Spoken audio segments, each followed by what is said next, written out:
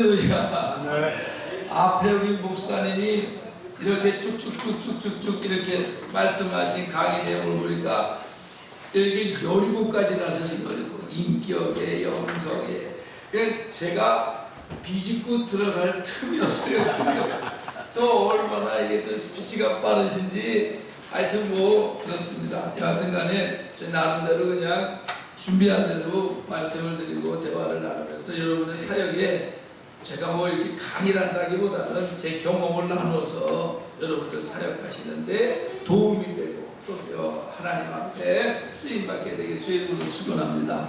네. 저희 이제 목사님이 이런 느헤미야 부흥협의회가 있는데 가서 연수 강의를 좀 부탁이 왔어요. 제가 나는 그런데 강의할 만한 자격이 없는데 나는 무슨 뭐 그렇게 그러한 실력이나 이렇게 있는 사람이 아니다. 그런데 이제 또 하나님의 뜻인 줄 알고 이제 겸손한 마음으로 이제 했는데 저희들이 모르시니까 제가 왜 또 이 강의를 저한테 부탁했을까 하는 뜻에서 또 저를 좀 이렇게 강의 이해를 돕는다는 의미에서 좀 말씀을 드리면 제가 저는 이제 교단은 백성인데요.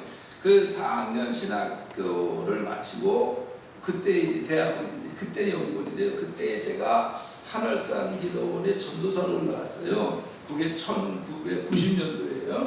1990년도에 5월에 올라가니까 8월에 이천성 목사님 추모 일주기 예배를 드리더라고요. 그래서 이제 거기서 90년부터 91년 동안 거기는 이제 그 전도사를 뭐라고 부르냐면 그 기간을 훈련 전도사도 그래요. 그러니까 올라갔더니 처음에는 3개월 동안 아무것도 안 시켜요. 아무것도 안 시켜요. 그래서 야 이게 내가 그런 순전이제 무슨 이제 봉사하는 거지 쉬운 말로 녹아다. 뭐 경음이 이끌고 화장실 청소하고 나중에 승질이 나더라고요. 그냥 그런 일을 좀 해도 뭐 찬송인들을 시키거나 영적인 일을 시키면 이게 좀 그래도 여기 살아서 육적인 것들도 하는 이거 영적인 걸 안 시키니까 그런데 3개월 만에 전도사 송전도사 부르더니 찬송인들을 오늘부터 하라는 거예요. 얼마나 하고 싶겠어요. 이렇게 올라가서 구주의 십자가 보혈로 죄 씻음 받기를 아싸 한다고 오두방정을 갖고 왔죠. 그러니까 이제 30분 끝나고 내려오니까 끝나고 그때 총무장님이 불러서 너 어떻게 찬송인들을 그따위라고 이게 무슨 노래방이냐고 방학에 들어가냐고 거기에 뭔 놈의 잡소리는 그렇게 많냐고 그러면서 앞으로 찬송이 할 때는 잡소리 빼고 하 빼고 그 다음에 가사 불러주지도 마라. 성도들이 너보다 더 잘하는데 찬송만 해라. 복음성가는 부르지 마라. 찬송가만 불러라. 월요일은 화요일은 회개에 관한 거, 수요일은 믿음에 관한 거, 목요일은 성령에 관한 주제로 불러라 그래요. 이제 그 다음에 올라갔죠. 그래서 구주의 십자가 보혈로 하나님 속으로 막 박자는 마셔버리니까. 그리고 이제 그 다음에 이제 내려왔는데 장로님이 또 부르더니 너 어떻게 찬송인들을 그따위로 하네요. 왜요? 그랬더니 왜 땀이 안 나네 땀이. 왜 땀이 나야 되냐. 내 손님들은 어떻게 했습니까? 그랬더니 찬송인도 하기 전에 산에 가서 2시간씩을 기도해야 되네요. 그래가지고 쓰면은 충만해서 하면 막 땀이 막 비오듯이 쏟아지면 성도님들이 그 자체만 보고 은혜가 돼서 그 다음에 강사님들이 있으면은 어떤 말을 던져도 은혜를 받는다고. 너도 좀 그렇게 좀 하라고. 알았다고. 나도 이제 산에 가서 2시간을 작정을 기도하고 올라가려고 2시간을 열심히 기도를 시작을 했는데 다 한 게 아니고 시작을 했는데 이게 땀이 목적인지 그래서 땀 빠기 위해서는 이게 아니다 싶어서 봄에는 가을을 입고 가을에는 겨울을 입고 이제 올라가서 땀이 났어요. 그러고 나서 이제 1년 동안을 이제 그걸 마치고 그 다음에 제가 내려와서 이제 강도사 때 29에 개척이 됐어요. 개척을 하게 되고 그 다음에 30살 4월에 목사 안수를 받았죠. 그래가지고 이제 27년 차가 됐어요. 그런데 이제 제가 지금 이제 57이니까 64년생이거든요. 그렇게 됐는데 30살 4월에 안수를 받으니까 5월달에 기도원에서 송 목사님 전도사 때 손전도사 이럴 때는 언제고 이제 훈련 끝나고 안수 받으니까 송 목사님 그러시더라고. 이게 왜 그랬더니 2시 집회 화요일날 한번 해달라는 거예요. 올라갔죠. 올라갔더니만 1시간 반만 하는 거예요. 1시간 반. 근데 뭐 그건 늘 배운 거죠. 한 번은요, 제가 전도사로 있을 때 5월에 올라가는데 8월에 비가 많이 와가지고 다리가 유실돼서 강사님이 못 올라갈 때가 있어요. 그러니까 급하니까 성도들은 그냥 야외에서 예배드리다가 비가 오니까 전부 다 대성전에 가서 한 2,500명이 빽빽하게 있는데 콩나물실처럼 그 송전도사 부르더니 네가 가서 예배해라 이러는 거예요. 강사님이 못 올린다. 시간 됐는데 그래가지고 제가 얼마나 기쁜지. 왜냐면 그때 제가 복을 어떻게 받았냐면 그때는 주말에 전도사가 설교를 얼마 했냐면 금요일 저녁, 토요일 저녁, 주일 새벽, 주일 낮, 주일 밤, 월요일 새벽 6번씩을 했어요. 이게 주의 정도는 이게 이 경험과 이게 복이잖아요.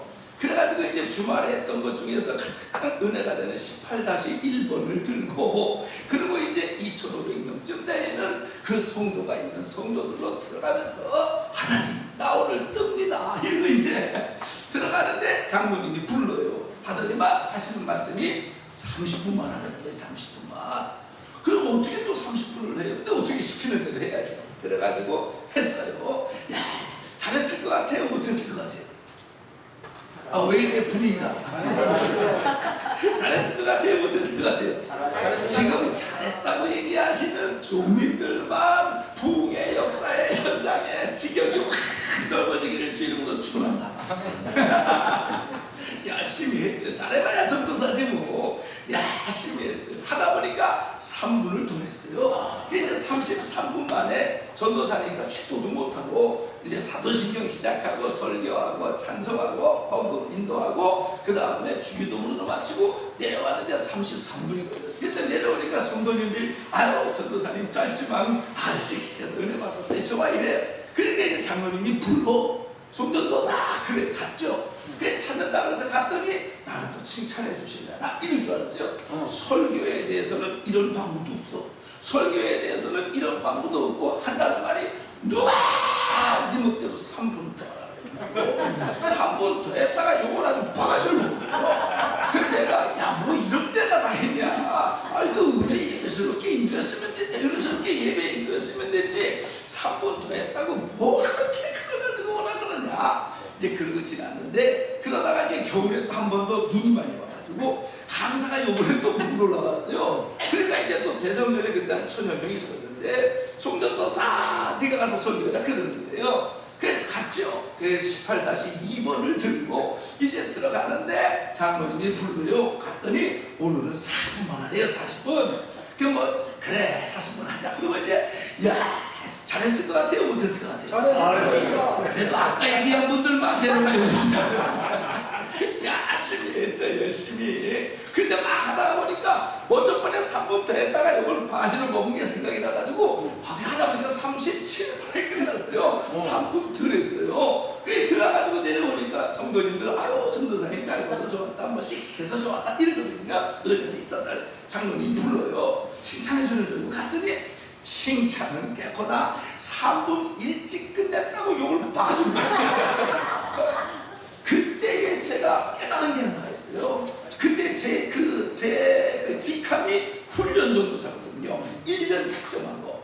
그 기도원에 그때 어떠한 그 기도원 안에 어떠한 뭐라 그러지? 그거 전통이 있었냐면 요 1년을 마치고 내려간 사역자들은 목회에 성공하는데 요거 1년 동안 여기서 봉사하면서 물질 문제, 이성 문제 요 두 가지에 걸려서 중간에 하차하는 훈련받았던 전도사들은 되는 꼬라지가 없다 이랬어요. 그래가지고 열심히 했는데 그때 제가 깨달은 게 뭐냐면 훈련의 목적은 이게 축복이 아니라 순종이구나. 그때 그걸 깨달았거든요. 그래가지고 그리고 이제 훈련을 마치고 4월에 안수를 받고 5월달 처음에 세워졌는데 1시간 반만 하는 거예요. 그래요. 뭐 1시간 시간 지키는 거 욕을 먹어가면서 배운 건데 못하겠어요. 2시에 딱 시작해서 3시 반에 딱 끝냈지. 그랬더니 내려갈 때에 식구니까 많이 못 준다 그러면서 봉투 하나 주시더라고요. 내가 관두시지 마시기 그거는 받았어요. 이제 그러고 나서 한 몇 주 있다가 손 목사님 그러더니 수요일 날 2시 집회를 한번 해달라 그래요. 그래가지고 이제 했는데 오늘은 1시간 40분만 해주세요 그래요. 10분 더 하는 거 뭐 찬송 100분 부르면 채우는 거 못하겠어요? 다 끝냈지? 근데 또 봉투 하나 주셔서 관두시지 마시니 그러잖아요. 그러죠. 얼마 있다가 몇 주 뒤에 목요일날 또 한 번 불렀어요. 부르더니만 그 기도원에서 장로님이 오늘은 목사님 마음대로 와서 이래요. 요것도 테스트예요 또. 그래가지고 제가 1시간 45분쯤에 다 끝냈죠. 자, 그러고 나서 지금도 제가 뭐 1월이나 8월에는 이제 올라가서 설교를 하는데 컨디션이 좋아서 1시간 반, 2시간을 해도 아무 말도 안 하고 그 다음에 또 좀 컨디션이 나빠서 1시간 20분 만에 15분에 끝내도 아무 말도 안 해요. 그거 왜 그러냐? 검증이 끝났다 이 말이에요. 그래서 그 뒤로 이제 제가 거기에서 계속 연관을 맺으면서 그 최장로님이 편찮으시게 돼서부터 뭘 했냐면 강사를 섭외를 하게 됐어요. 그래가지고 이제 지금은 아니지만 제가 그때에는 하늘산 기도원 주중 강사, 8월 강사, 1월 강사, 철야 강사 코로나 터지기 전까지만 해도 지금도 제가 그 솔집회 강사는 이제 후배 백재현 목사님한테 넘기고 1월하고 8월하고 그 다음에 철야 강사는 제가 이분을 섭외를 했거든요. 그러고서 이제 제가 그때 전도사로 있으면서부터 제가 섭외한 강사가 올라올 때 가서 봐야 되잖아요. 그러니까 뭔 얘기를 하려고 그러느냐, 그때부터 지금까지 제가 수많은 강사를 봐왔다는 걸 얘기하고 싶은 거예요. 그 여러분 돌아가신 우리 신영빈 목사님, 강다리 목사님, 또 그 전에 있던 이만신 목사님, 김춘기 목사님, 조영기 목사님도 왔다 갔거든요. 그 다음에 뭐 그러면서 그 1월 8월 성에는 뭐 그런 그 진짜 기라성 같은 목사님들의 그 오면 저는 또 전도사니까 두 가지를 해요. 하나는 앰프통 옆에 앉아가지고 그 마이크를 조절해 드려요. 그 다음에 또 하나는 이렇게 앰프통이나 이렇게 목사님 옆에 설교하에 있다가 그 회중 중에 약간 아멘 안 하고 째려보는 것들이 나타나거나 이래가지고 이렇게 그런 약간 정신적 기도원이 그런 사람이 오거든요. 그런 사람이 나타나면 전도사들이 가서 그거를 어떻게 쓰든지 끌어내서 진정을 시키든지 해결하든지 분위기를 다시 그 예배에 방해 안 들어 하는 그런 일들을 했거든요. 그러니까 원하든 원치 않든 저는 그 밑에서 그 목사님들의 설교를 다 듣고 그 다음에 그분들이 예배를 인도하는 부흥회를 인도하는 그 현장에서 저는 봤단 말이죠. 그래서 저는 오늘 제가 기준이 되고 제가 절대적 기준이 돼서 내가 볼 때 이러니 이게 아니라 제가 오늘 여러분들 그때 그 많은 부흥 강사님들의 그 설교를 들으면서 제가 깨달았던 거, 그 다음에 그분들이 그렇게 쓰임받아서 있었던, 그리고 부흥에 많은 강사들이 오지만 역사가 일어나고 은혜가 충만하고 현장에서의 정말 성도들의 회개가 터지고 은사가 터지고 그 다음에 회심의 역사가 일어나고 말 그대로 그 심령을 갈아엎는 그러한 현장들을 봤잖아요. 그래서 그때 그 보한 것들이 이제는 제가 이제 안수를 맡고 집회 현장에 나가면서부터 저도 모르게 그런 것들이 봐왔던 것들이 은연중에 잠재되는 것들이 나오더라고요. 그러면서 그때 보면서 이렇게 했더니 성도들이 그걸 해봤더라. 아무개 목사님은 찬양을 이렇게 하는구나. 찬양과 메시지의 매치는 이렇게 되는구나. 이런 것들을 쭉 보면서 오늘 보니까 앞에 우리 목사님께서 그 설교에 대한 내용 말고 뭐 인격이라든지 관리라든지 체력이라든지 이런 것들은 쭉 말씀을 드렸으니까 저는 이제 그리고 이제 제가 이제 한 20년 전에 그 안영태 목사님 소개로 이제 천보산 기도원에 처음 설교를 갔어요. 가가지고 이제 처음에 한 번을 하고 나서 그 우건사님이 집하고 저 기도원하고 가까우니까 15분이면 가거든요. 저 상계동에 있으니까 가까우니까 주말 설교를 늘 해달라 그래서 제가 이제 지금도 20년째 천보산 기도원에서 때로는 주간에 지금도 이제 주말에 내일도 이제 내일은 또 1시에 그 1시 집회를 이제 늘 인도합니다. 20년 동안 또 하면서 또 거기에서 오는 강사님들을 보기도 하고 인사도 나누면서 제가 깨달은 것들이 있는데 오늘 제목이 부흥회의 인도와 실제잖아요. 그러면 제가 이렇게 보면 한 가지 분명한 사실은 중요한 거는 부흥회를 가실 때 메시지가 없으면 안 돼요. 메시지가. 뭐 유머래도 괜찮고 뭐 이런 거는 다 경험이 반복되면 생겨요. 가면 가장 중요한 게 뭐냐면은 확실한 내용이 있어요. 내용이. 들으켜도 괜찮고. 네. 근데 중요한 거는 성도들이 그러니까 메시지가 없이 재밌고 메시지가 없이 웃기고 이러면은 그 부흥회가 그 집회가 남는 게 없다고 하잖아요. 남는 게. 이게 중요한 거는 메시지가 있는데 제가 볼 때는 쭉 그 강사님들을 보는 때에 어떤 강사님들이 파워풀하고 오래 가시고 선호도가 있냐면 본문 중심의 설교를 하는 분들이 그러니까 부흥회라고 해서 그냥 주제만 던져놓고 중구난방으로 막 그냥 산발적으로 산탄 터지듯이 이거 건드렸다 저거 건드렸다 이거 아니라 어느 본문에 있으면 그 본문에서 맥을 잡아서 수지를 잡고 제가 요거는 어디에서 제가 이건 저의 경험이고 제 기준이니까 여러분들은 그냥 참고로만 들으시고 여러분들이 가서 현장에 가서 하실 때 여러분의 은사와 기질과 탤런트대로 이제 역사하시는데 제가 볼 때는 이거는 공통 분모에 속한 기준이 아닌가. 중요한 거는 한 번은 제가 이제 기도원에 전도사로 있을 때 그때 누가 오셨냐면은 김춘기 목사님 왔어요. 그때 부흥회 다 2시간 반씩 할때입니다. 그때는 하여튼 강사 쓰고 끝나고 기도하고 헌금하면 보통이 2시간 반일 텐데 이 김춘기 목사님이 딱 오셔가지고 저희 강남중앙침례교회 유명하시잖아요. 지금은 얼마 전에 소천하셨죠, 그죠? 근데 딱 오셨는데 전 충격을 받았어요. 칠판에 갖다 놓으라고 딱 그러더니 남들 다 2시간 반 설교할 때 딱 쓰더니만 서로 그 다음에 본론으로 들어가서 소지 1, 2, 3 그리고 결론 중간에 찬송 딱 하고 끝나는데 1시간 반 만에 딱 끝나는 거예요.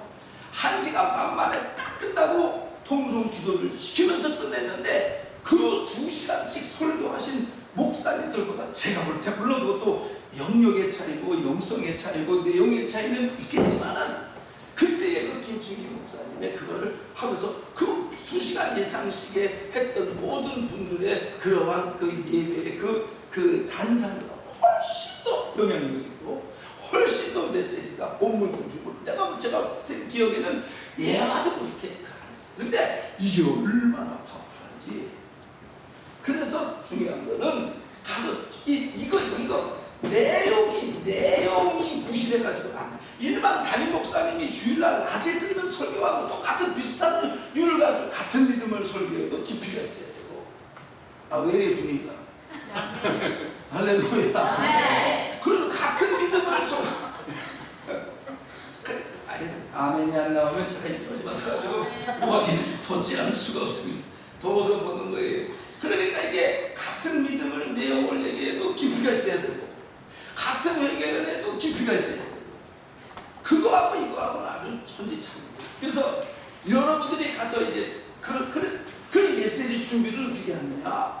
제가 그 어디죠? 군산 어느 이제 기도원에 가서 설교를 하는데 끝나고 오전 집회가 끝나고 오리를 먹으러 식당을 갔어요. 그랬는데 그 군산 그 원장님하고 잘 아시는 그 근처에 있는 통합층 목사님이 오셨어요. 오셔가지고 이제 저랑 같이 이제 그 원장님이 아는 인연으로 같이 식사를 하고 나서 얘기하시는데 그 목사님은 통합층 목사님으로 부흥회를 안 다녀보신 분이에요. 근데 부흥회 요청이 온 거예요. 그러니까 이분이 저한테 부탁을 하는 거예요. 목사님, 제가 이제 처음으로 1월 첫째 주에 아무개 교회에 가서 부흥회를 인도해야 되는데 그래도 목사님은 늘 다니시니까 어떻게 설교를 준비해야 되는지. 근데 이제 그게 그 11월쯤이니까 1월이면 2달 후잖아요. 그럼 부흥회는 보통 가면 교회는 3박 4일하면 10번이에요. 새벽 3번, 오전 3번, 저녁 4번. 기도원 같은 데는 새벽을 안 하면 7번이에요. 오전에 3번, 저녁에 4번. 보통 이러죠. 그러니까 교회를 집회를 가면 10번이거든요. 그러니까 이분이 이제 이게 부담이 되는 거예요. 이게. 왜냐하면 늘 목회적 설교만 하시다가 부흥회 설교를 그것도 30-40분 설교가 아니라 1시간 정도 하는 설교를 이거를 10번을 해야 된다. 이게 이제 스트레스인 거죠. 그래서 부흥회 설교를 어떻게 만들 거냐고 저한테 물어보시더라고요.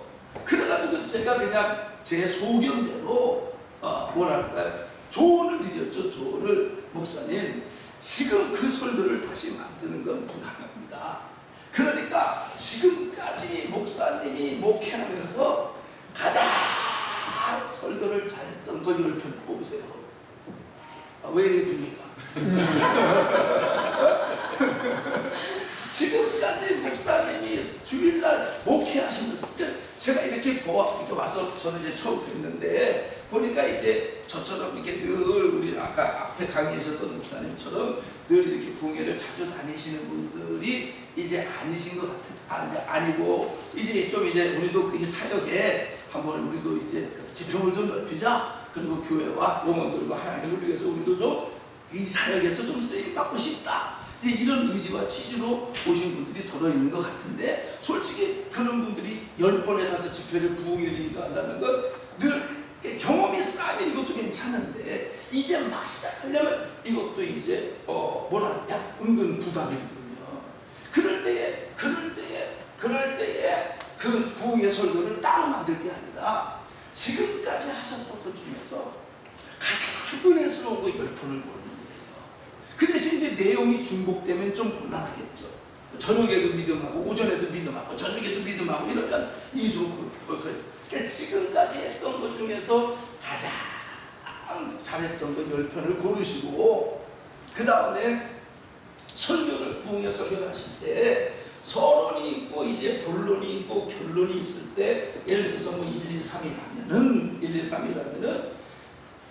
그 시간 안배를 하시죠. 시간 안배. 하나 갖고 40분 하고 두 번째 갖고 20분 이러지 말고 1시간 반을 한다 그러면 30분씩 소지마다 안배를 하십시오. 그리고 30분이 길면 20분씩 안배를 하십시오. 왜냐하면 이걸 해놓고 가야 주야장창 길어지는 걸 막거든요. 주야장창 길어지는 걸 막고. 그리고 또 하나, 지금까지 주일날 설교하시면서 쓰신 간증이 있죠. 예화 있죠. 그 간증과 예화 중에서 본문이랑 목사님이 가장 은혜스럽게 했다고 생각되는 그 본문이랑 내용이 일맥상통하는 간증, 그것도 가장 은혜스러운 간증을 여기에다가 매 소지마다 간증을 넣으면 힘듭니다. 왜냐하면 시간도 그렇거니와 이게 주객이 전도가 될 경우가 있으니까 첫 번에 두 번째 끝날 때쯤 사이에 한 번을 넣든가, 아니면 두 번째와 세 번째 사이에 한 번을 넣든가. 여러분, 교회 일반 주일날 닥설교회는 그냥 뭐 심플한 예화, 간단한 예화 이런 걸로 그냥 갈 수 있어요. 그런데 부흥회의 예화는 조금 예화와 간증의 예화가 많이 되죠. 여러분들 많이 부흥회 참석하시고 해보기도 하시고 들어봤으면요, 그러면 그 간증도 깊이가 있어야 돼요. 그러니까 적어도 한 편에 그냥 심금을 울릴 수 있는 간증이 하나 하든가, 아니면 그 간증 속에서 마저 그냥 파한대소하고 박장대소할 수 있는 그러한 웃을 수 있는 간증이 하나 있든가, 아멘을 하든가, 이렇게 할렐루야. 네. 그럼 왜 그걸 했던 걸 해야 되느냐면요, 원고의 메인은요, 이게 영감이 제어가 이게, 그러니까 또 우리 다 저와 여러분들 설교하시면 느끼시겠지만 막 설교하다 보면은 설교 준비한 거 아닌데 이렇게 막 영감적으로 막 떠오르는 거 있잖아요. 같은 본문에 대해서. 그러니까 그렇기 때문에 너무 원고에 메인은 그러한 영감이나 이런 것들이 제어를 당하니까 내가 했던 거, 내용을 알고 있던 거, 파악하고 있던 거, 보충을 하고 보강을 하고 깊이를 늘려서 가지고 가셔야 된다고요. 남의 건 뺏기지 마세요. 남의 건 뺏기지 마세요. 왜냐면 남의 거를 왜 뺏기냐면 이게요, 은혜의 그 성향이 달라서 안 돼요. 그러니까 내가 은혜가 돼야 남도 은혜를 받는 거예요. 내가 은혜가 되는 내용이어야 거기 전할 때 힘이 되는 거지. 내가 은혜가 안 되고 좋은 거 뺏긴다고 해서 안 돼요. 거기에는 내 스스로의 자신감이 없어요. 아까 말한 방력이 없는 거죠. 그래서 그리고 이제 제가 그래서 그렇게 부흥회를 준비하십시오. 그래서 지금까지 하셨던 아까 우리 저 축사하신 목사님이 원어적 해석을 하는데 저는 이제 또 그런데 저는 또 그런 데 은혜 받아요. 그러니까 그 성경을 좀 더 디테일하게 그 다음에 할렐루야를 하되 어원적 의미가 이러니까 이렇게 해서 이렇게 하는 거 얼마나 수두룩해요. 그러니까 본인이 갖고 있는 장점으로 하셔야 된다는 거죠. 남의 걸 뺏길 필요가 없어요. 필요가 없어요. 저것만 대표로 하면 그래서 저는 그때 김충기 목사님 그걸 보고 내 부흥의 설교 패턴을 적어라. 그때 제가 그분을 모델로 삼았어요. 그래서 저도 지금 부흥회를 만약에 가면은 첫날 같은 경우에는 뭐 하나님이 받으시는 향 그래서 세 가지. 첫째 소합향, 두 번째 나가면, 세 번째 풍장 끝나요. 이게 넷째 다섯째 가면 우리 한국 사람들은 넷째 하면 첫째 잊어먹고 다섯째 하면 둘째 잊어먹고 그렇기 때문에 이게 그냥 그렇게 끝나죠. 그래서 충만한 것 내가 은혜 받는 거 남의 걸 해야 돼. 새 것이 어디 있습니까? 네? 저는 그 오관성 그러니까 제가 설교 패턴은 김충기 목사님 거를 그때 보고 나 저렇게 해야 되겠다. 나한테 맞는 거야. 나한테. 내가 구조가 복잡하고 논리적이지 못해서 이게 깊어지면 내가 힘들어. 설교하다가 내가 뭔 줄 몰라요. 내가 매기려고. 그래서 그냥 심플하게 적어라. 그러면 내용상으로 보면 그때 김충기 목사님은 패턴은 이건데 내용은 본문 중심이 아니더라고요. 그래서 물론 본문에서 발췌를 하시겠지만 구절을 근거로 안 하더라고요. 그런데 제가 이렇게 보면서 오한성 목사님이 설교하실 때 보면 철저하게 그분은 그 본문 내용을 가지고 옛날 얘기하듯이 내지는 구수하게 그 다음에 깊이 있게 그리고 거기에 간증이 있으면서 그 다음에 유머도 있으시면서 그래서 그렇다. 내가 만약에 남에게 설교할 때 부흥회의 원고를 할 때 철저하게 본문에서 소지를 끄집어내자. 본문에서 여러분 이거 제 생각인데 제가 볼 때는 본문 중심의 이거 할 때 가장 저한테 책임 추궁이 안 와요. 그리고 여기에 있는 걸 설명해 주는 거니까. 그래 철저하게 그래서 예를 들어서 저기 에스겔서에 보면 제 설교 중에 하나가 제목이 하나님이 찾는 자예요. 내가 그 가운데에 찾다가 얻지 못한 거로 내가 진노의 불을 너희에게 쏟고 행한 대로 갚아주리라. 그런데 하나님 어떤 자를 찾느냐고 성경 그 땅을 위하여 성을 쌓으며 성 무너진 데를 막아서고 나로 하여금 멸하지 못하게 할 사람을 찾는 거로 이런 말씀이거든요. 에스겔서에. 그래서 이런 사람을 찾다가 하나님이 없어서 이스라엘이 망하는데 이스라엘이 망하는 이유가 뭐냐? 하나님이 찾는 사람이 없어서 그렇다. 제목은 하나님이 찾는 자예요.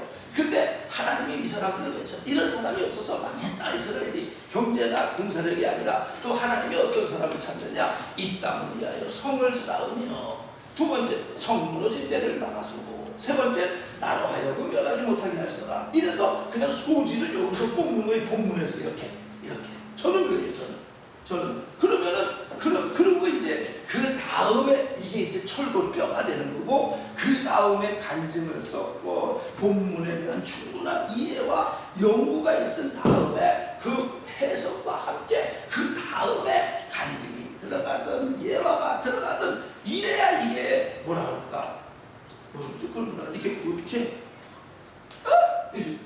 죄송합니다. 제가 이 설교하다가 강의는 아니고 설교하다가 갑자기 이럴 때가 있어요. 이거는 급할 때 나오는 저의 표현으로서 그 뜻은 안 그렇습니까? 그런 뜻이니까 아멘을 해주시면 소통에 지장이 없는 거예요. 예, 연습을 한 번만 하겠습니다. 아멘. 지금 요것도 제가 부흥회 하는 거예요. 부흥회 때 이제 그 썰렁한 분위기를 그래서 이제 그렇게 하는 거죠. 그래서 저는 철저하게 그래서 그 목사님에게 그랬어요. 지금까지 목사님이 목회를 20년 전을 이곳에서 하셨는데 우리가 한 해 동안 목회하면 중복되는 게 많잖아요. 그럼 어떨 때는 깊이 있는 게 달라지고 그 중에서 연주를 골라라. 그리고 새벽은 교회는 1시간 이상을 넘어가지 않으니까 새벽에는 적이면 본문을 깊이 해서 간단 명료하고 그렇게 해도 된다. 그러나 나머지 시간은 그렇게 설교하신 것 중에서 뽑고 그 다음에 그 중에서 예화해 주신 것 중에 가장 은혜되는 예화들을 같은 내용을 놓아. 그 대신 간증을 할 때에 목사님과 성도들 목회하면서 어떤 성도들이 믿음으로 복을 받았다는 얘기든지 이렇게 했더니 회복이 됐다는 얘기든지 부정적인 그런 걸 하지 마시고 이랬더니 지식이 온다고 아팠다 이런 얘기 하지 마시고 이랬더니 그 가정이 회복이 됐다 하는 그런 간증과 이게 같은 맥이 맞는 간증들을 많이 하지 마시고 이 첫 번째, 두 번째 소지 넘어갈 때 한 번 하셨으면 여기에서는 깊이로 승부를 하고 여기에서는 깊이로 승부를 하고 세 번째 가서는 결단을 출구하는 것으로 끝내세요. 이런 게 얘기를 했어요. 그랬더니 나중에 전화가 오셨더라고. 많이 참고가 돼서 도움이 되셨다고. 그래서 제가 오늘 이 말씀을 드리는 거예요. 이제 여러분들이 이렇게 이제 집회 나가실 때에 새롭게 부흥의 설교를 내가 물론 그래도 좋겠지만 이걸 먼저 할 때에 했던 거고 경험했던 거고 여기에다가 더 보강을 해서 하면 더 충분한 그 시너지 효과가 있으니까 여러분들 참고해 주셨으면 좋겠습니다. 아멘. 그 다음에 또 하나 이제는 찬송이에요. 찬송. 제가 이렇게 쭉 봤어요. 오관성 목사님은요 첫 번째 소집 딱 끝나면 무조건 내게 강 같은 평야예요. 그분은 평생 내게 강 같은 평야. 두 번째 소집 끝나도 내게 강 같은 평야. 세 번째 끝나도 내게 강 같은 평야. 그러니까 그분은 그 찬송을 언제 하냐? 첫 번째 소집 끝나면 해요. 근데 그게 왜 좋냐면은 물론 그 영적 분위기도 찬송이 없는 것보다 있는 게 나아요. 그러니까 제가 이렇게 쭉 강사를 보면서 말씀만 가지고 하는 강사님들이 있고 때로는 중간중간에 찬송을 섞는 강사님들이 있는데 제가 본 제 견해예요. 아닌 분들은 째려보지 마세요. 다 견해가 다르니까. 근데 제 견해는 그렇게 찬송을 섞는 경우가 안 섞는 경우보다는 더 현장이 뜨거워진다. 네, 요걸 제가 들어봤어요. 그래가지고 피 목사님 같은 경우는 아예 그때부터도 간호사님 오셔서 했는데 아예 그분은 복음성가 자기 거 만들어 다니잖아요. 이렇게 아주 8번 줬나 4번 줬나 그 밑에다가 또 본인 일정표 쫙 해놓으시고 그것도 성도들 다 나눠주시고 개교회 가서도 그거 다 나눠주시고 그리고 나서 거기에 있는 것들을 꼭 부르잖아요. 중간중간에. 그래서 찬송이 없는 것보다는 있는 게 낫다. 찬송이 없는 것보다 있는 게 난데 근데 오관성 목사님은 제가 볼 때 내게 강 같은 평화의 그 찬양은 어떤 찬양이냐? 소집 끝났다 이거예요. 두 번째 소집 끝났다 이거예요. 세 번째 소집 끝났다 이거예요. 결론이다. 기도해라. 내게 강이 끝나는 거지. 그런데 그분은 그렇게 그거는 본문하고 맥락을 같이 하는 찬송은 아니더라도 일단 그래도 어느 정도의 공통 분모가 다 복음성가에는 있잖아요. 그래서 그거에서 일단은 현장의 영적 분위기가 살고 또 하나는 딱딱 끊어주니까 정리가 되는 거죠. 네. 그러니까 그냥 말씀만 가지고 주구장창 쫙 물론 좋고 그게 깊이가 있으면은 얼마나, 근데 거기에다가 적어도 첫 번째 소지 끝나고 한 번 정도, 아니면 첫 번째, 두 번째 하고 나서 한 번 정도는 찬양이 들어가는 게 안 들어가는 것보다 낫다. 그러는 거죠. 그리고 이제 중요한 거는, 더 좋은 거는, 더 바람직한 거는 본문하고, 여러분 우리 다 아시는 바지만 우리가 설교할 때 말씀을 전하다가 예화를 할 때는 말씀을 받쳐주는 거잖아요.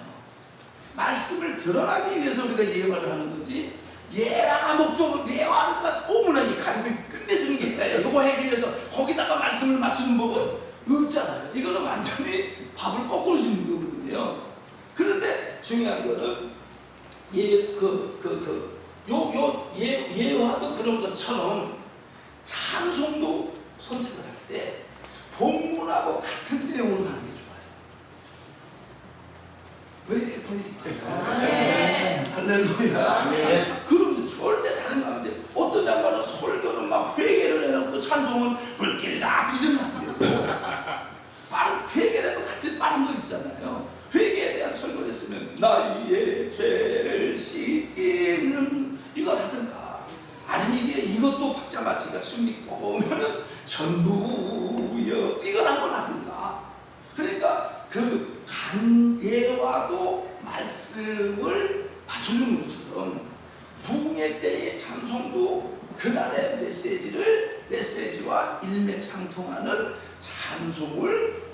찬송으로 고르는 것이 더 낫다 이런 거죠.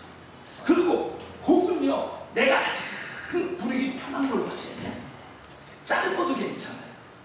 뭐 이런 거 아니에요. 짧아도 괜찮은데 중요한 건 메시지하고 내용이 맞으면 더 좋고, 그 다음에 내가 은혜되고 내가 편한 걸로 하셔야 돼.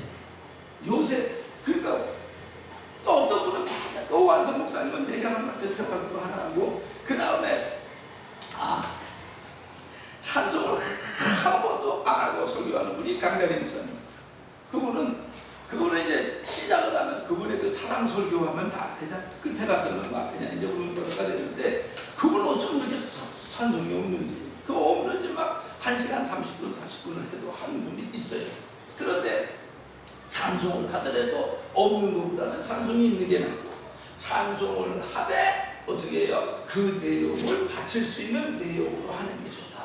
여러분들이 한 편을 오늘 10편을 준비해가지고, 그래 내가 오늘 아무개 기도원에 가서, 아니면 아무개 목사님 교회 가서 일부흥에 우리 느헤미야 단체가 들어가서 하는데 내가 저녁 시간이다. 그러면 그 저녁 시간에 그 메시지에 맞는 찬송을 하나 선택을 하고, 그리고 그거를 처음에는요 의도적으로 불러봐요. 이걸 하겠다 그러면, 그래서 그 맞는 찬송을 하고 하는 게 좋다라고 하는 거를 말씀을 드립니다. 여기까지 어떻게 이해가 되셨으면 아멘. 그 다음에 이제 중요한 거는요, 그 부흥회 할 때에 톤도 굉장히 중요해요. 톤. 여러분 그 주일날 설교하시는 교회에서 설교하시는 그 톤에 약간의 한 3분의 1 정도만 올리셔야 업해야 돼요. 왜냐하면 예를 들어서 교회에서 오늘 우리가 듣는 하나님의 말씀은 이렇거든. 여러분 사랑하기를 주의 이름으로 축원합니다 이랬으면 부흥회에서는 조금 올려서 사랑하기를 주의 이름으로 축원합니다 이렇게. 아멘. 이걸 이렇게 많이 할 준비했어. 그래서 아까 우리 강사님 얘기한 것처럼 충만한 척을 해야지. 충만한 척을. 이 말은 그래서 감사하지 않으니까 이건 표현이 좀 적절한지는 모르겠지만 약간 흥분되어 있는 것 같아요. 성령에 젖어 있는 것 같아요. 그래서 감사를 끌어가는 사람이거든요. 끌어가는 거기 때문에 조금 톤보 좀 열정적으로 여기 좋다. 조금 높은 톤, 조금 평상시 설교하는 것보다 조금 윗톤에서 열정적으로 하는 것처럼, 그리고 본문을 충실하게. 그러면요, 여러분 그 유머 있잖아요. 유머. 그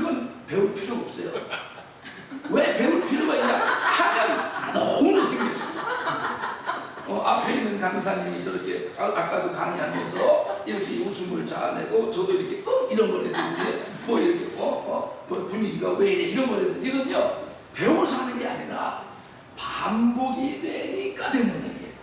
그러니까 경험이 중요한 거예요. 경험이 이게 그러니까 의도적으로 웃기려고 하지 마세요. 그러면 더 이상해. 진짜 웃기는 공연해야 되는 거예요. 그러니까 자연스러워야지. 유머가 현장에서 자연스럽게 나타나야지. 이거를 의도적으로 하면 요새 성도들은요 더 서먹서먹해요. 그걸 딱 많이 알아요. 그러니까 중요한 거는 본문을 그러니까 오늘이 금요일이죠. 그러니까 이제 월, 화, 수, 목을 그래서 코로나 때문에 우리들은 보릿고개입니다. 보릿고개. 예? 조금 이따 이제 깔딱고개로 넘어가게 생겼어요. 뭐 교회 집회는 뭐 일단 다 무조건 취소가 되고. 그런데 뒤도 오는 집회는 호남 쪽에만 그냥 여전히 몇 군데 해서 가지. 이런 뭐 서울, 경기, 강원, 영남권은 뭐 특히 말할 것도 없고. 그게 제가 늘 가는 감림산기도 또 올해 5월에 가 그것도 못했어요. 코로나 때문에. 그런데 이제 요번 주에는 우리 백대현 목사가 제 동기예요. 저희 교단의 동기인데 안성명성 수양관이라는 데가 있는데 그 명성 수양관에서 이제 그냥 늘 연합으로 하다가 자체적으로 하는데 그래도 동기고 편하니까 그러면 송 목사님이 저녁에 4번을 하고 또 동기 목사인 임유한 목사가 낮에 3번을 하고 새벽을 이제 후배 목사님들이 이제 3번을 해라. 이래가지고 이제 같이 이제 월요일부터 목요일까지 있었죠. 그러면서 이제 임 목사님이 그것도 동기예요. 그 오전에 하는 임 목사님이 저한테 뭐라고 얘기하냐면은 내가 할 테니까 그래도 송 목사가 이쪽에서 나보다 경험이 많으니 피드백을 해줘라. 이게 뭐냐면 자기가 오전에 3번을 하니까 거기 듣고 네가 평가를 좀 해줘라. 그래가지고 이제 또 그걸 부탁하기도 참 어려운 건데 말해주는 것도 쉽지 않아요. 이건 이게요 잘못 말해주면요 째려봐요. 그래서 그런데 부탁을 하니까 제가 이제 앉아서 처음으로 동기 목사가 오전 집회 3번 할 때 시간마다 제가 본문과 제목을 설교 내용을 받아 적으면서 했어요. 했는데 내가 한마디씩 본문이 약하다. 웃기는 거 좋다. 찬송 뜨겁게 했다. 1시간 반 시간 잘 넘겼다. 그런데 메시지가 약하다. 근데 그 정도면은 그래도 무난하게 넘어가거든요. 은혜 끼친 거예요. 그런데 제가 동기니까 더 제가 얘기해 줬죠. 그 1시간만을 때우려고 다른 얘기를 딸 얘기, 아들 얘기 그런 얘기를 주저주지 말고 그냥 본문을 깊이 읽고 찬송을 해라. 근데 그 동기한테 내가 그랬거든요. 아니 찬양도 잘하고 목소리도 기도를 하냐 것처럼 허스키가 돼서 찬송을 하면 은혜스러울 텐데 왜 안 하냐고 하라고 그래서 내가 사이사이 껴서 하라고 그래서 했는데 결국은 뭐냐 메시지가 약한 거예요. 일반 메시지합니다. 메시지를 그러니까 그 고민들을 저는 그걸 좀 얘기하고 싶어요. 그 고민들을 좀 해야 돼. 그 고민들 웃기는 거 그거 경험 쌓이면 다 해요. 그 다음에 순발력 그것도 경험 쌓이면 다 합니다. 근데 경험을 쌓으려면 자기가 또 불려가야 되는데 여러분 못 불려가는 사람의 특징이 뭐냐면은 다른 건 다 좋아요. 내용이 없는 거예요. 내용이 충실하고 깊이가 있고 열정이 있으면요 다른 게 좀 부족해서 가다 하면요 그 신실성과 그 열정을 또 다시 리콜하고 근데 처음부터 그런 걸로 승부를 보려고 하면 안 되는 거죠. 근데 그런 승부를 보려고 하는 자체도 왜냐면 집회라고 하는 것은 그 오는 영혼이 10이 됐든 20이 됐든 1000이 됐든 2000이 됐든 그 현장에서 그 10명이면 10명을 100명이면 100명을 1000명이면 1000명을 확 안고 이런 표현이 좀 가능한가 모르겠지만 휘어잡고 그리고 쫙 해가지고 진짜 한 명 안 풀게 하고 밀고 나갈 수 있는 그런 것들이 이제 노하우도 생기지만 가장 기본이 뭐냐면 내용이거든요.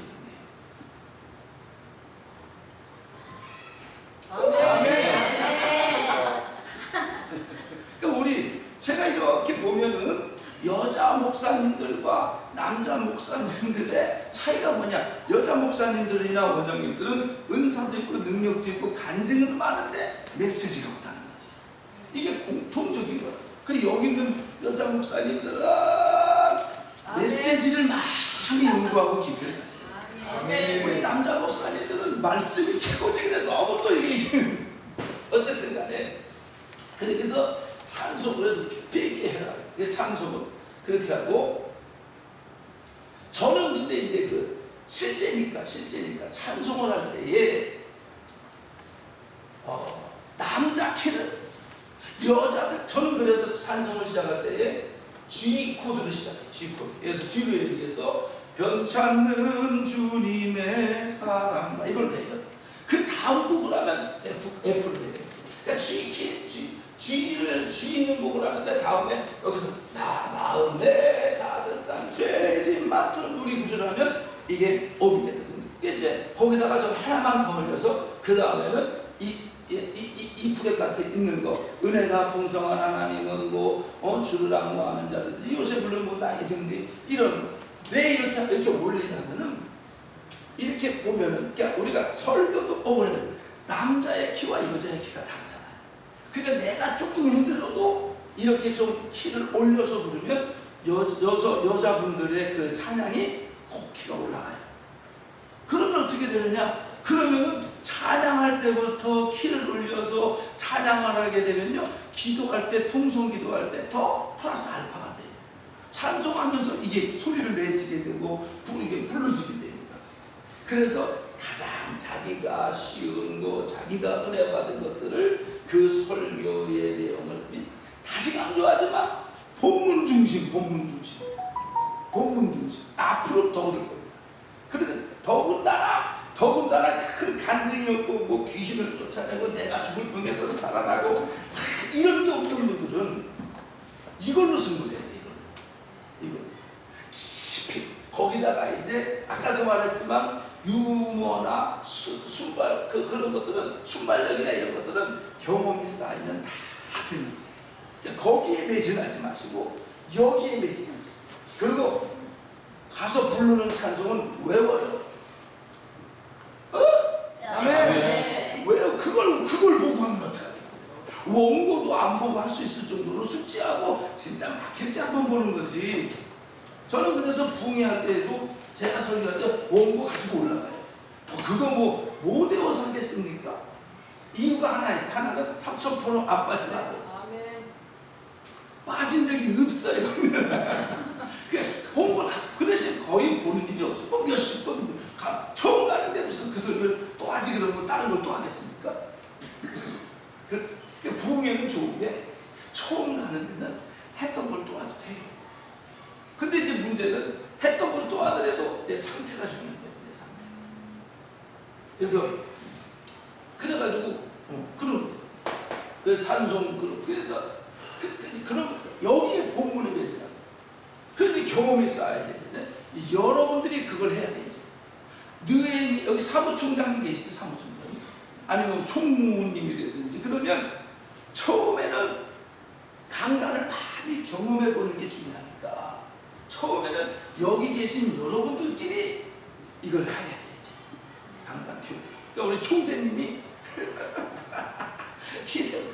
강단을 희생하는 자체가 좀 그렇지만은 어쨌든 간에 이게 서로 헌신 예배에서부터 강단 교육을 이렇게 해야 돼. 그러니까 서로 키워주는 거지, 서로. 네. 그리고 아까 제가 그 친구 우리 동기 목사님 그 피드백 하듯이 여러분들이 동기적인 그런 동역자적인 입장에서는 정말 같은 멤버고 그러면 그런 걸 해줄 수가 있어요. 야, 너 그때 많이 실수했어. 야, 설교하다 아이씨가 뭐냐, 아이씨가 이런 거. 야, 그 반말이 좀 세다. 구수하지가 않고 그 은혜 이런 것들. 너 본문 너무 길었어. 이런 것들을 서로가 얘기해주고 서로가 이거를 수용하고. 그러니까 이때 처음에 이 부흥회 하게 되는 분들은 고집들이 있어가지고 그런 것들을 다 수정이 안 되는데 그걸 해야 돼.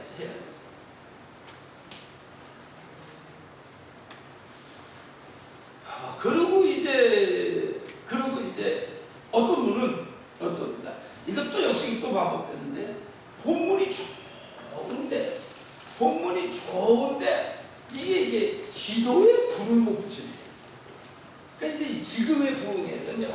여러분들이 찬양과 기도와 설교가 이 세 가지가 그래도 어느 정도는 갖춰져요.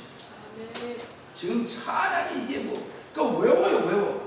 부흥회 가서 내가 요 소지 사이에 이게 주제에 맞고 내용에 맞아가지고 내가 요거를 찬송해야 되겠다. 그러면 그걸 보고 하면 안 되고 외워요. 아멘. 외워요. 그리고 늘 불러봤던 외워요. 그러니까 저는 그래서 제가 집회 가서 부르는 찬송은 저도 복음성가를 많이 안 하고 저도 찬송가를 많이 하고 거기다 외웁니다. 구주의 십자가 오열로 변찮는 불길 같은 주를 악무하는 자, 성자의 귀한 몸, 이 기쁜 소식을 나의 진정 사모하는 가사 다. 여러분들도 뭐 더 외우시는 분들도 있겠지만, 근데 이제 장하고 고각은 헷갈려요. 바꿔버리는 바람에 그 장이 그게 아니에요. 427그러는 내가 이쁘게 딱 나왔는데 지금은 427그는 그게 아니잖아요. 그래서 지금 그렇지만 신기하더라고요. 그 다음에 이제 중요한 거, 아까 우리 목사님이 했지만 반주자를 데리고 다니는 거에 대한 긍정적인 평가와 부정적인 평가가 있어요. 이제 긍정적인 평가가 뭐냐? 긍정적인 평가는 일단은 내 성향과 내 스타일이 알기 때문에 반주자가 언제든지 내 키에 맞춰서 잘해줄 수 있는 그런 분이 있어요. 근데 이제 단점은 뭐냐? 또 부르는 쪽에서 부담을 가질 수도 있고, 또 하나는 이게 잘못된 루머가 퍼질 수가 있어요. 저는 지금까지 반주자를 데려다 본 적이 없어요. 왜냐면 예전에 하늘산에서 주말에 설교할 때 반주자가 없으면 그냥 북망하고 했거든. 그런 게 이제 훈련이 돼서 지금은 뭐 있거나 없거나 그냥 하거나 말거나 아멘 하거나 말거나 째리거나 그냥 이제 하는데 그런 게 있어요. 그래서 하여튼 간에 이제 이렇게 됐고, 설교 준비는 이렇게 하시면 좋고, 그래서 요 첫 시간에는 설교 준비와 내지는 그런 것들에 대해서 말씀을 드리겠습니다. 근데 제가 볼 때는 와서 쉬운 말 들을 게 있다. 은혜가 된다. 그런 분들이 그래도 쓰임 받으셨고, 근데 그분들을 보면 간증이 이런 게 별로 없다. 물론 그런 간증도 있지만 더 중요한 거는 본문이 더 빛이 났다. 본문, 그 빛이 나는 본문을, 말씀을, 성경 이거를 증거하고 보강하고 빛내주기 위해서 하는 게 간증이지. 간증이 은혜 된다고 그걸로 은혜 끼치려고 말씀을 끌어다 맞추면 이건 주의 빛으로 된다. 그리고 시간 안배를 잘해라. 그리고 찬양을 그리고 계속 하는 것보다 중간에 하나씩 껴주는 게 좋다. 껴주되 그것도 생소한 거, 요새 나오는 거, 궁금한 때가 이해도 안 되는 거, 그런 거 하려면 하다가 내가 보고, 그러니까 쉬운 거, 은혜 되는 거, 내가 잘하는 거, 그런 걸로 하는 게 좋다. 그래서 첫 번째 강의는 이걸로 마치도록 하겠습니다. 감사합니다.